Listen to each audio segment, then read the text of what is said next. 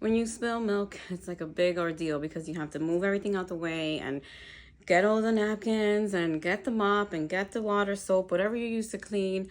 And it's like, oh my gosh, especially if you're running late, right? Like, oh, but how do our kids react? Have you ever noticed how they react if they spill something and you're around? I want you to take a second and actually pay attention, because if they react in a panic or they're scared or they're stressed, it's mostly because that's how you react. And again, there's nothing wrong because we're trying our best, so there's no wrong answer here. I just want you to pay attention. I myself hate milk, despise it. I find it disgusting. My kids love milk, so they drink a lot of milk. And of course, there's going to be spills from time to time. I mean, come on. So I would get so like, oh, stressed out and like, oh my gosh, this is so disgusting. I hate it. And I would notice that they would get stressed out when they spilled milk. When in reality, it's just milk and it's just a mess and it'll get cleaned up. So I started telling myself, literally telling myself it's not an emergency, because our bodies, our brains, they don't know like that it really isn't an emergency. It's just that the way we feel and react tells them, oh my gosh, you're in like fight or flight mode. So now you have to react, you have to protect yourself, you have to do something, run away, fight. Like it goes crazy.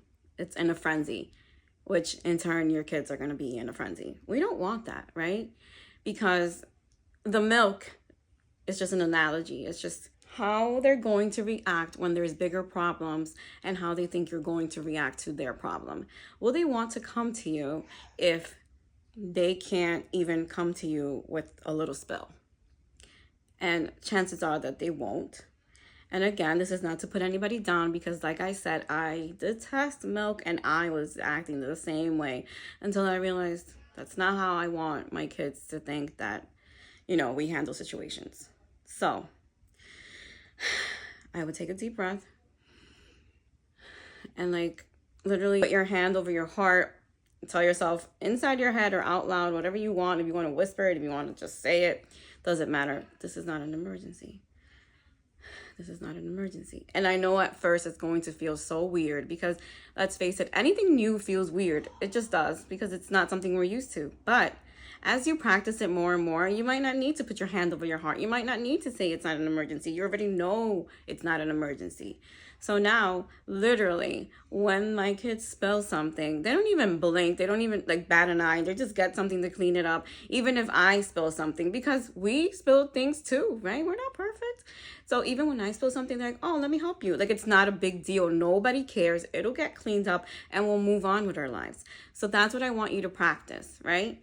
There's always time to improve. Nobody's perfect. I'm not perfect. So I just want to help you with simple things, because these are things that we can change and it'll have such great impact in your relationship with your kids, in the ways they tell you things, because they're going to want to talk to you. And you can't react in such an explosive way, because then that's going to make them run away. Think about yourself. If you were to tell somebody something and they're like, oh my gosh, I don't know. I don't think I'm going to want to talk to that person, right? So if there's something small with milk, water, juice, soda, anything that they're drinking or food, doesn't matter. It's not an emergency. And we got stuff. Let's clean it up together. If they're older, okay, get the stuff, get the mop, get the water, get whatever. Let's clean it up. Let's pick up the crumbs. Let's get the vacuum, the broom. Doesn't matter. And just that, like that literal mess that can be cleaned up, any figurative mess can be cleaned up, and you're going to want them to come to you with that mess. So remember, it's not an emergency and we can clean it up together. I hope this helps.